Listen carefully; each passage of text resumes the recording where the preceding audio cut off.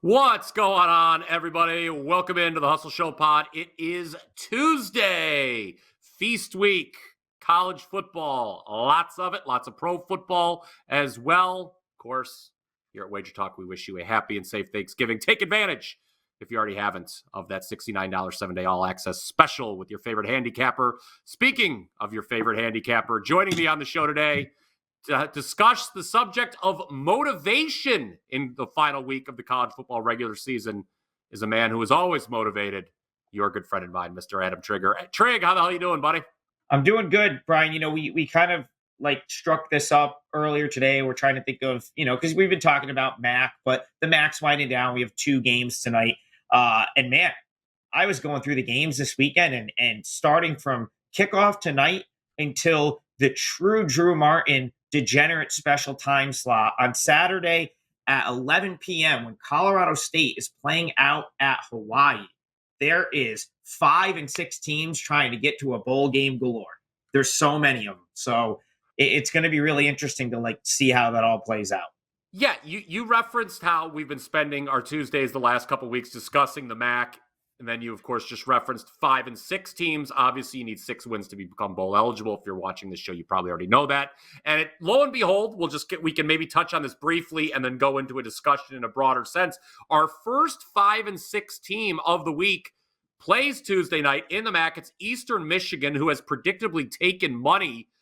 They were plus 6.5. They're now down to plus 5 against a Buffalo team that has nothing to play for. Trig, I know I'm not going to give away your exact coordinates, but you do live in New York. The weather is supposed to be terrible in Buffalo tonight. That's why we're seeing the total dropping like a rock. My question to you is, teams like Eastern Michigan, they predictably take the money. Is there still value in grabbing these teams after the line moves, or are the odds makers playing a trick on us? So value, no, Brian. I would say there's typically not value for 2 reasons. One, I think the odds makers start to bake it in before it gets bet in a lot of cases. Like they know, right? Like they know that Eastern Michigan is going to be in the 5 and 6, need this to get to a bowl game spot. So they have to already be pricing that into the line a little bit. And then they know that the people are going to bet it that way. So you're not going to get value, especially if you wait. Now, does it mean Eastern Michigan isn't going to cover or potentially win this game? No, of course they could. But I tend to want to go against these, unless there's also reason to like Eastern Michigan here. I would want to go against this because let's take this game, Brian, and put it 2 weeks prior, right? Like let's put it at the beginning of November. I'd be all over Buffalo in this spot.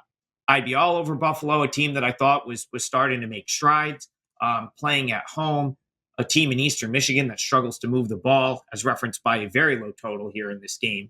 Not very good offensively, and just not a team I really want to back on the road. So, all of that would put me on the Buffalo side. But you have to really weigh motivation in this final week, good or bad, right? And so the one thing that maybe is in Eastern Michigan's favor here is the motivation angle because Buffalo, man, the way that they've sort of finished out this season with the last 3 games kind of coming close with Ohio, Miami of Ohio game, could have been closer. And then they fumbled the ball into the end zone. I just wonder how amped up Buffalo is for this game. So maybe Eastern Michigan, Chris Creighton is a good motivator. Like he can get his team up to play. But would I take Eastern Michigan now at this number? No, I think I'd be taking a bad number. So a pass for me here. In general, if the 5 and 6 team is getting points, are you more attracted to them as a better than, say, a 5 and 6 team as a favorite? Yeah. So let's move on to Thursday because this is like a good example. So Mississippi State is a 5 and 6 team, but they have the additional motivation here of playing their rival, right? Playing the Egg Bowl, which is the rivalry, and the payoff of a huge upset getting them to bowl eligibility. Now, I'm not saying I like Mississippi State, at least not yet. I have to look at that game a little further. But that's the type of 5-6 team where I'm like, okay, now, obviously they're going to be motivated. It's a rivalry game. It's in Starkville, right? Like, so they've got the motivation of playing in front of their home fans in a standalone spot on Thanksgiving. And if they win, they get to a bowl game. That would be the 5-6 team I'd be more likely to back, not the 5-6 team that's now unnecessarily laying more points than they should be, a la maybe like a Utah State. Or the team I was going to bring up also on Friday. And before I get to the team on Friday that I want to bring up, another key issue, you always have to look at the other side too. Who are these 5-6 teams playing? You brought up the Egg Bowl Thanksgiving night. It is a rivalry game, but what does Ole Miss care about? Like, what is their motivation coming into this game, right? Obviously the SEC West is off the board. They've lost to the top teams. They're kind of locked into a certain kind of bowl. So yes, I would agree that Mississippi State is a team where, yeah, okay, maybe you do want to bet this team based solely on trying to get that 6th win. But when you talk about teams where are they unnecessarily, to use your word, favored? Let's look at Friday. You brought up Utah State, who's a 7.5-point favorite at New Mexico.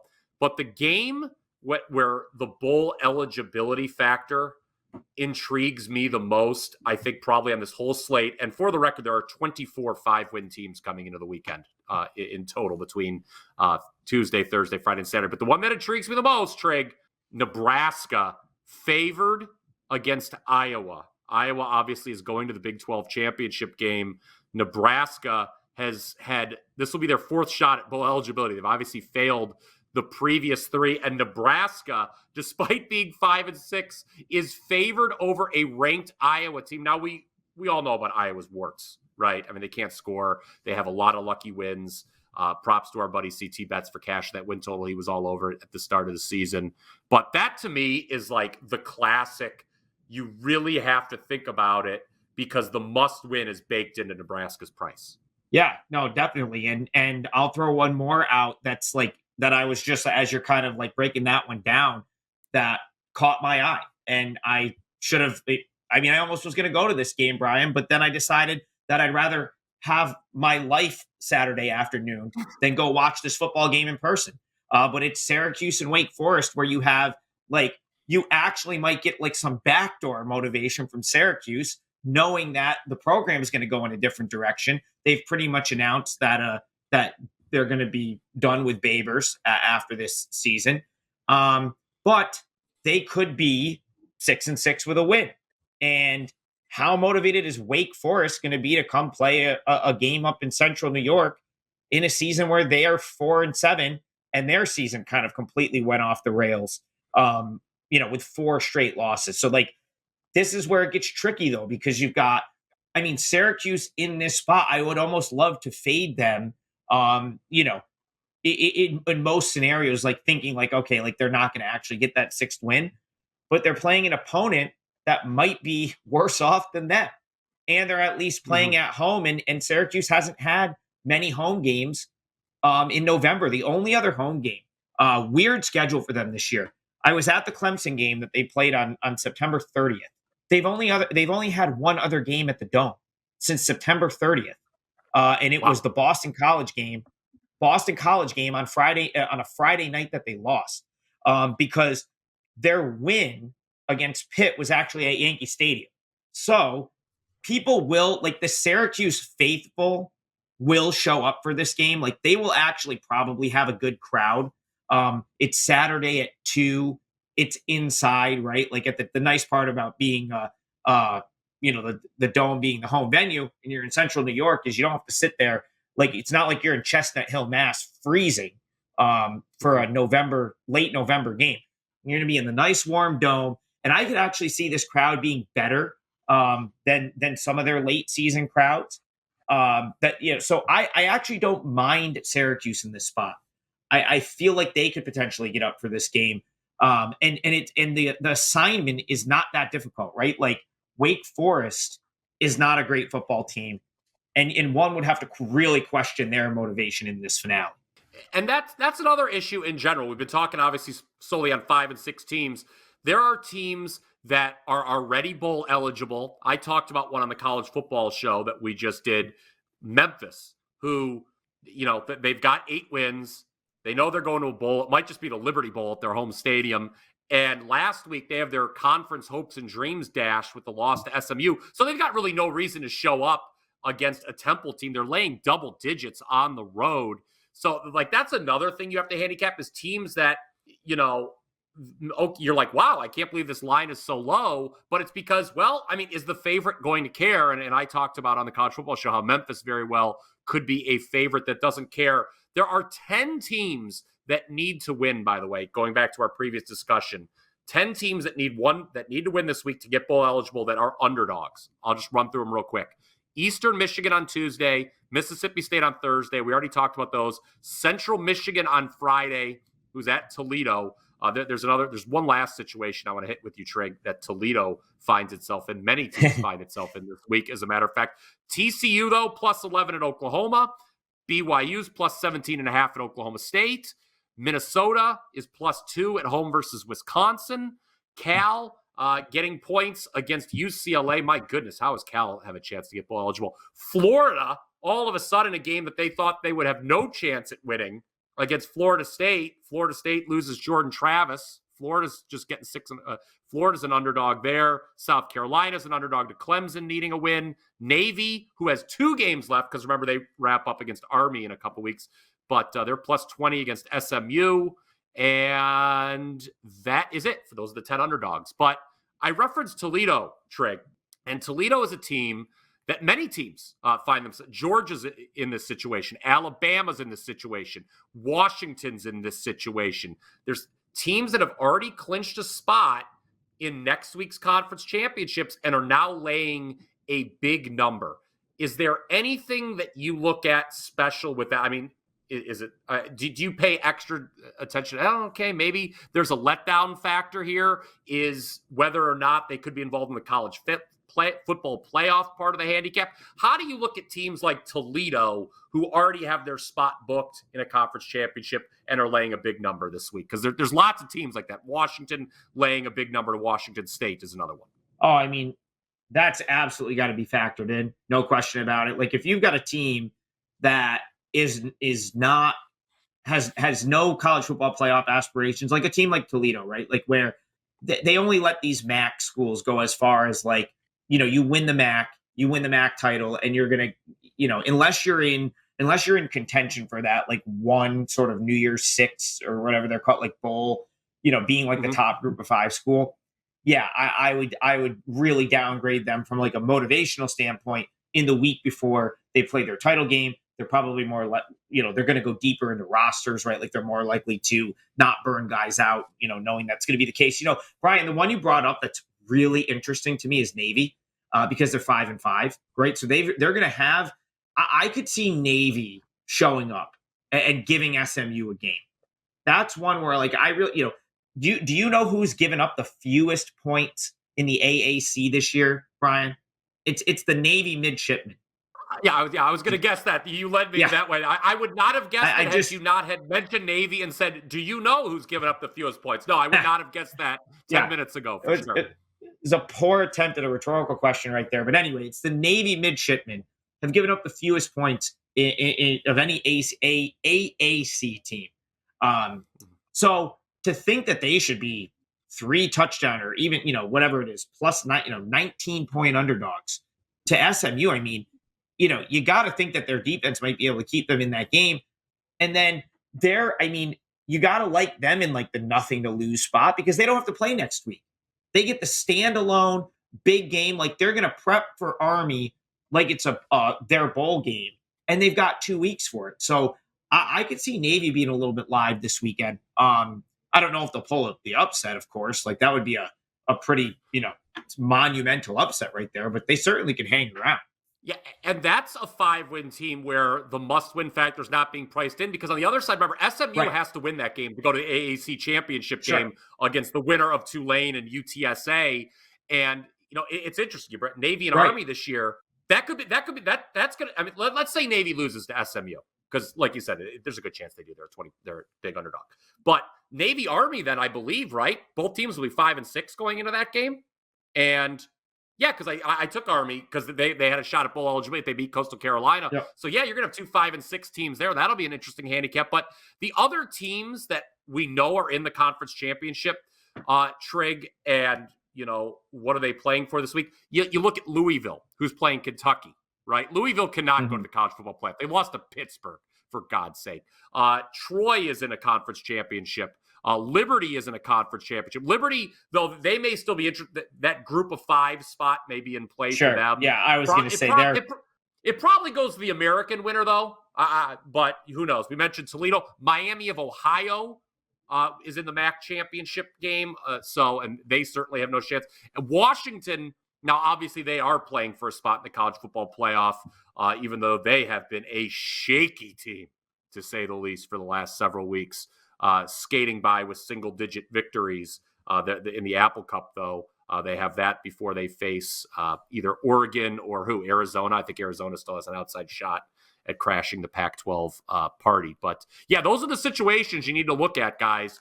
5-win teams, are odds makers baking that must-win into the line? Usually they are.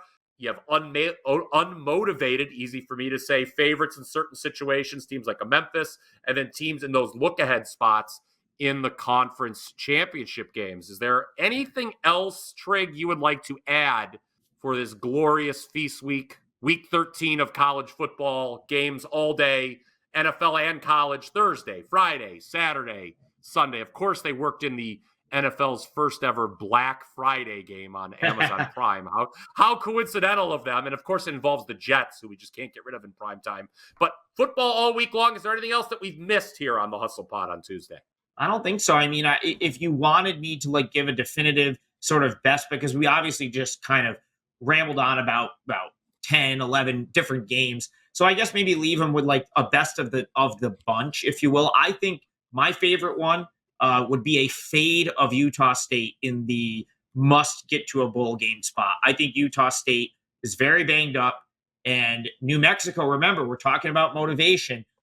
This is a 4-7 team. Now, unlike Wake Forest, this would be a 4-7 team that knows their season's over, that I think is going to be motivated because it's their last home game. They just had a huge win last week. They're sort of and they were never really expected to be a great team anyway. So right now, I think that a 5-7 season with a couple of upsets to close it down would actually be a plus motivating factor for them. And you're obviously getting the Utah State's got to win this to get to a bowl game, at sort of inflating this number with all their issues coming into this game. So this would be my favorite one. I think that fits that dichotomy that we're talking about. And I guess, Brian, what's your favorite of the bunch? I'm going to take a different approach here because TCU is a 5-win team, okay, that does need, but they're one of the 10 that are getting points, okay? And I don't think that, and people are going to look, maybe this number's a little low, plus 10 in Norman. But I think the way the market has moved early week, Trig, is very interesting because remember, Oklahoma, they need to win just to have a chance to go to the Big 12 championship game. But I discussed this on the college football show. Oklahoma has not been playing well as of late whatsoever. They were neck and neck with teams like UCF, BYU, these conference newbies in the Big 12 that have generally struggled. Meanwhile, TCU, it's so interesting to compare them this year to last. Last year, every single break went their way. This year, they're one of the unluckiest teams in the country. I can very well see TCU, who needs to win to get bowl eligible, at least staying within single digits in Norman of Oklahoma.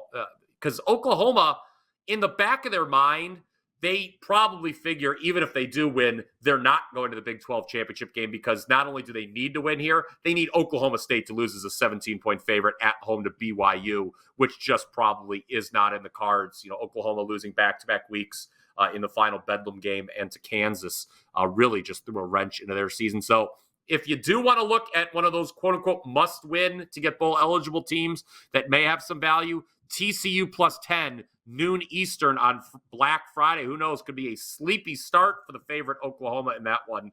I would take a look at that game right there. And that does it, I think, for the Hustle Pod here on Tuesday. I think we would like to wish you all, again, a happy and safe Thanksgiving, Turkey Day.